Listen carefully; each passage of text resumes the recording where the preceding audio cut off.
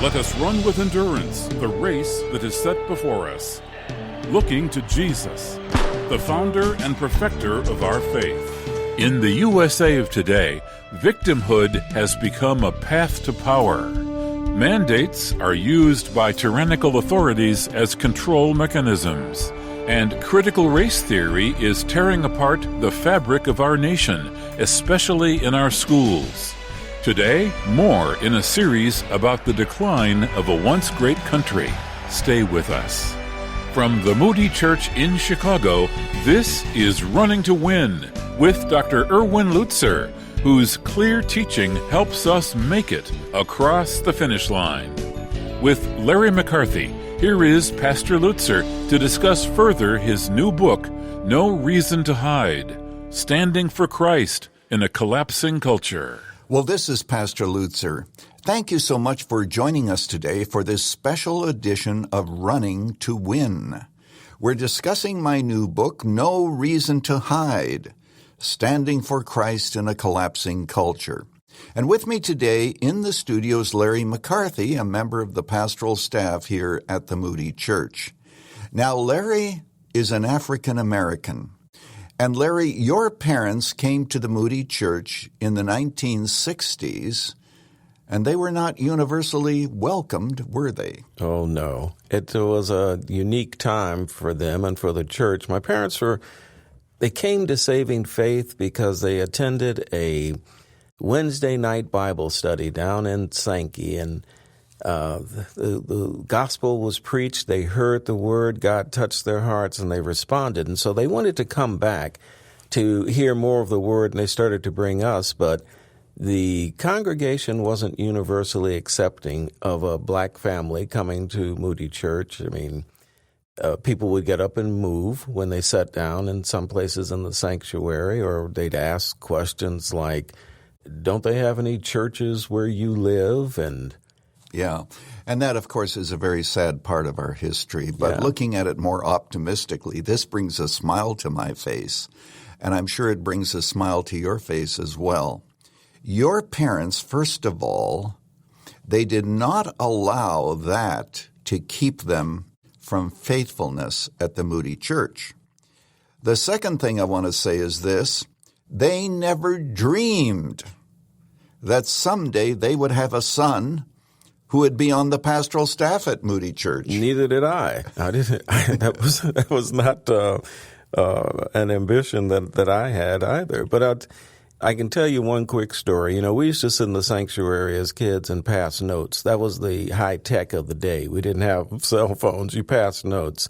And after one of the services, this gray-haired lady walks up to me, and I thought, oh, I'm in trouble. She's seen us passing notes, and she said this to me, Pastor. And when you're in this sanctuary, you want to listen to what God has to say, because you never know. You could be preaching here one day. She said that. Yeah. Now, I had, that came back to me the first time that I had the privilege of preaching here in the pulpit of the Moody Church, but I remembered that. Wow. I was just grateful she wasn't going to rat me out to my parents. So I didn't think about it much after that she didn't immediately go tell my parents. Well, you've been a great blessing to the pastoral staff here and to the whole congregation. And, of course, you've preached here many times now. Yeah. And so we're so grateful. Now, we're going to be discussing the issue of race. Specifically, we're going to try to cover chapters 4, 5, and 6 of my book. So we have a very broad waterfront that we're going to try to cover. And so we're just going to touch some high points here. But before we begin to discuss the chapter about diversity, equity, and inclusion, which I maintain actually works against us when it comes to race relations, it is not helpful. I want to say that several months ago I attended a seminar taught by a young black pastor on why it is so difficult to talk about race. Mm-hmm. And I found his seminar very helpful. And one of the points he made, Larry, was this: we don't have to agree on everything to celebrate our unity in Jesus Christ. Yes. And you and I, of course, are going to agree on most things, the important things, of course, but we may have some disagreements. but at the same time, we celebrate our unity in Jesus Christ. And I'm going to point out later that indeed the ethnicities, even in the New Testament, still remained, despite the fact that they were all members of the body of Jesus Christ. There's something else I want to say as we begin, and that is this.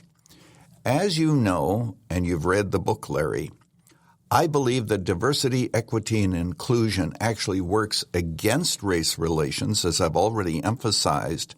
But at the same time, I know that there are many people who believe that it is very important to level the playing field, so to speak. Yes. So it's with that we begin.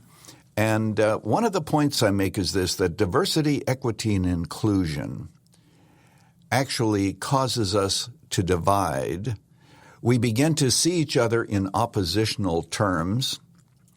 And as a result of that, you have two categories of people.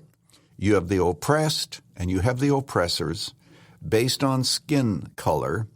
But furthermore, even before we get to that point, the governor of Oregon suspended requirements for students to demonstrate writing, math, and proficiency in high school. And he says that he does this to aid Black, Latino, Asian, and Pacific Islanders. And he wants to make sure that they pass, and so standards are actually lowered. Your response to that, Larry? That was this is a much needed discussion, first of all, but the conclusion that diversity, equity, and inclusion, where we are now, has evolved into a compromise of competency. I think that's a very cogent argument, a very needful thing to say. The perspective that I would offer, however, is that there were, in a time in this country, certainly where there were intentional acts of discrimination, particularly in the employment field, where there were certain strata, certain jobs, certain positions that people of color just weren't going to be offered. And so a lot of the early affirmative action responses, either from the courts or from state legislatures, were in response to those deliberate acts of discrimination. I think you do a very good job of saying now, but look how it's evolved. That when we talk about these buzzwords of diversity and equity and inclusion, it comes with this compromise of competency, and in a way, it's victimhood is now a path to power.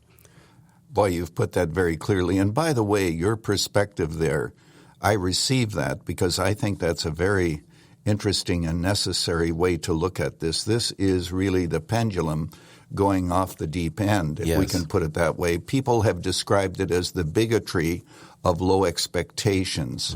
And it is actually an intentional way to avoid the question of why don't minorities do as well as others? Well, probably it's the school system. Probably it's because of the home, because of a number of different factors. But what we must do is to not lower the standard. Amen. With the intention of saying that this is going to level the playing field. Now, and we have to hurry. We still have 2 other chapters, and we're barely getting into this one. But I read the book White Fragility, and I have to say, my reaction was very negative because what it does is it judges people on the color of their skin and not the content of their character. It is totally against what Martin Luther King taught, because he taught, let's not judge people by the color of their skin, but by the content of their character. This does the opposite. It speaks against whiteness. If you are white, you are an oppressor, and if you deny it, it only proves the point. So what is whiteness? Well, I read directly from the book. It is a belief in individualism, capitalism, democracy, meritocracy. The book goes on to say that we should be less white, less ignorant. Well, how do we relate to that? I believe, frankly, and I think you'll agree with me, Larry, that it's possible to believe in individualism, capitalism, democracy, and meritocracy without being racist. I agree. The other thing that we need to recognize is that there is in this book the idea that we should have equal outcomes. And that is a problem because if you have a family, for example, with 4 children, if you give them freedom, even they are not going to have equal outcomes. Yes. There are those who are going to exceed more than others. The only way that you can have equal outcomes is by tyranny, where you mandate it and it comes down from the government or whatever, and that becomes the basis upon which everything is supposed to come out equal. Well, ask the people in Russia and China and see how that has worked out for them. Mm-hmm. The other thing is, and I'm going to hurry here because I must summarize, of course, and that is I discuss what happens to truth. Yes. You know, Karl Marx believed that truth was that which is believed and promoted by the oppressors. So there is no fixed truth. And what this leads to is disaster. Yes. Because I even point out, I mean, if you can believe this, but in Princeton University, they are teaching that mathematics is white because it insists on one answer to mathematical problems. I have to confess, I just thought that was comical. If it wasn't such a serious topic, I almost just wanted to laugh at that section that's suggesting that mathematics, because it has absolute answers, is somehow white mathematics, and that approximation in mathematics. Your illustration about the bank was great, about how much you have in the bank. Do you want an exact amount, or do you, it's about this amount? Yeah, I have my truth when I go to the bank, and they have their truth when they go to the bank. Yes. And so what happens is a total collapse of rationality. As a matter of fact, it's in that context where I actually quote someone as saying, there are some ideas that are so absurd that only intellectuals believe them. But absurdity no longer is an argument against anything in our culture. Sometimes the more absurd an idea is, well, that oftentimes is a basis upon which it is promoted. It is almost promoted because of its absurdity. Dr. Lutzer, would it be fair to say that as a culture we have just abandoned the pursuit of truth? Yes, exactly.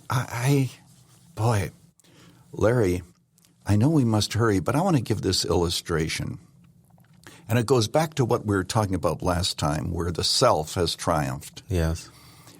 If you're lost in a city and you have a compass, you know which direction north is, therefore you know which direction south is, east and west, okay? Yes. And you know where you're going. Let's suppose, however, you have a magnet in your backpack. Mm-hmm. And that magnet always causes the compass to point to you. Now you have no idea whether you're going in circles. You have no idea whether you're going east, west, north, south, or encompassing the same area. And that's where society is today. Because no longer do we have a true north. Yes. We've abandoned the Bible, and therefore we have even abandoned sanity. Yes, sir. And 2 + 2 no longer always is equal to 4. Now, I'm going to be pointing this out next time when we talk about sexuality. Okay. And that's going to be our topic. So let's hurry on. The next chapter I have is still about the racial issue, and that means we must cover this very quickly. I answer, among other things, the question of what do we say when we are told that America is illegitimate because, after all, this land was stolen from the Indians. Larry, since I've written the book, I have to tell you a story, all right? I was talking to a woman at a political event, and she told me that she was in a cab, and the cab driver was from a different country that did not have freedom. I won't mention the country. And he began to criticize America and say, well, this country was stolen from the Indians. So she said, well, why did you come here? Well, he said, it gives me freedom. It gives me the opportunity to succeed. So here you have, it reminds me of a Muslim demonstration in which I once saw a sign that said, we will use the freedoms of the Constitution to destroy the Constitution. So you have people coming here. Now, the bottom line is simply this. We must recognize that all countries are birthed in war, in land grabs. Obviously, atrocities were done to the Indians. Yes. At the same time, there were people like Jonathan Edwards ministering to them, saying that they should be educated, giving them blankets, giving them food. You had Christians who understood that we had to be kind to them. But one of the things that happens with the left is this. They never compare America with other countries. Because if you do, America comes out looking good. And I quote a professor at one of our universities who says she wants all of her students to be depressed because America stole the land from the Indians. Now, there are all kinds of things that God is going to have to sort out in the day of judgment. Yes. But at the same time, we recognize that America was founded on some very important principles, and as a result of that has risen in the world in a place of prominence, and people are willing to sacrifice life and limb to get here. If we're that racist, and if we are that evil, and if we are illegitimate, why are they doing it? I like the illustrations that you use in the book, and certainly America has some dark parts of its past and its history. America didn't invent slavery, as you so eloquently point out, but we ended it.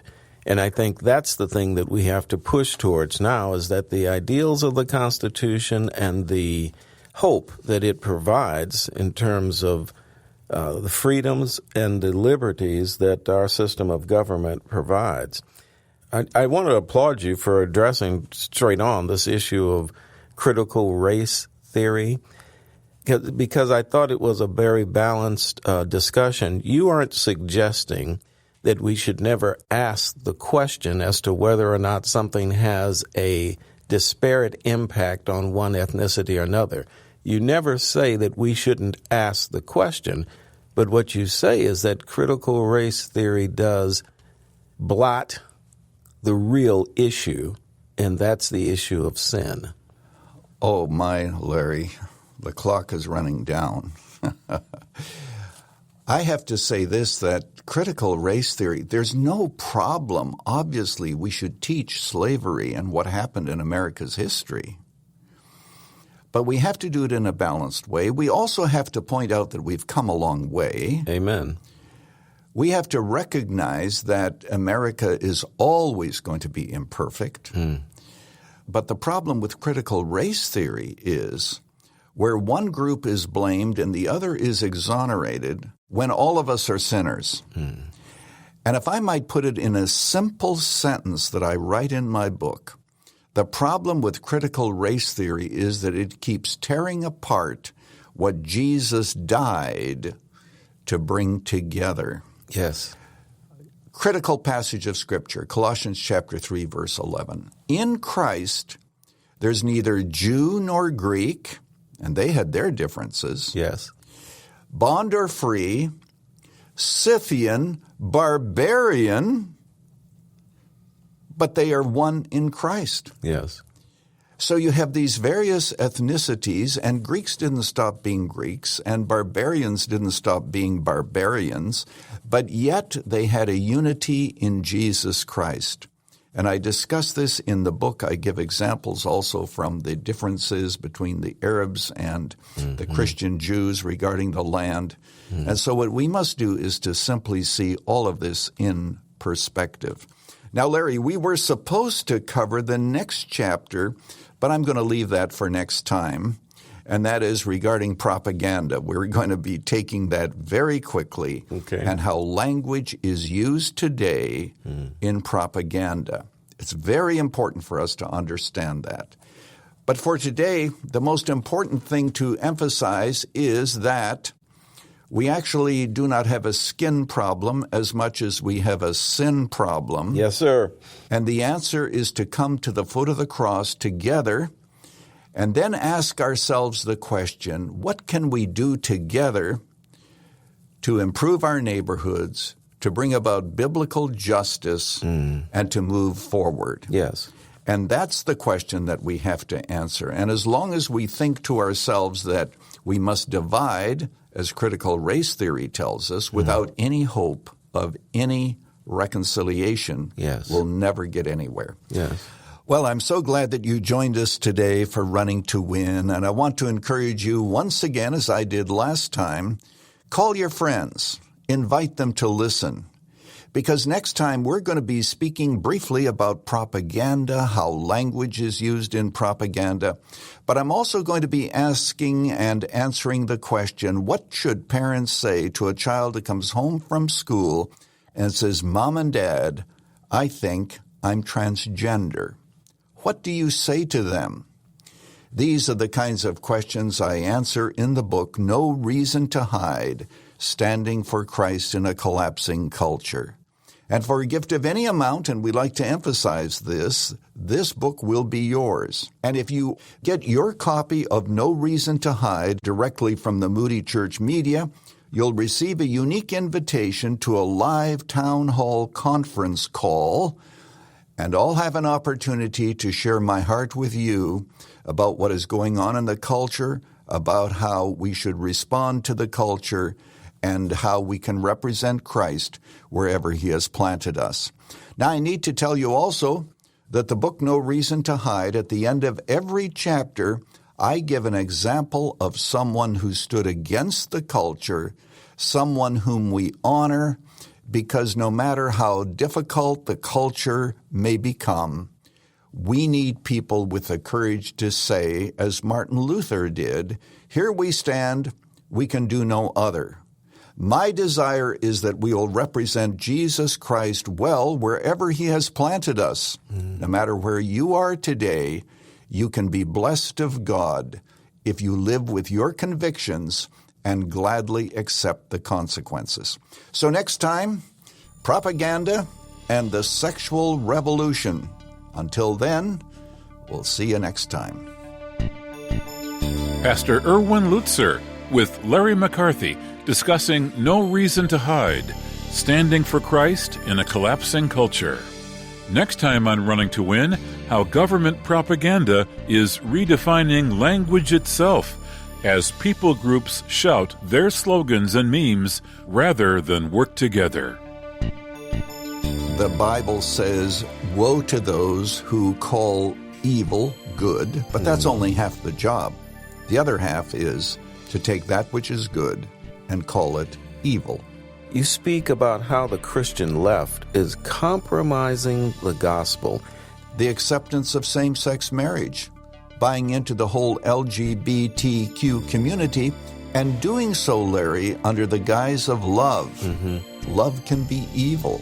When Adam and Eve sinned in the garden, they didn't stop loving.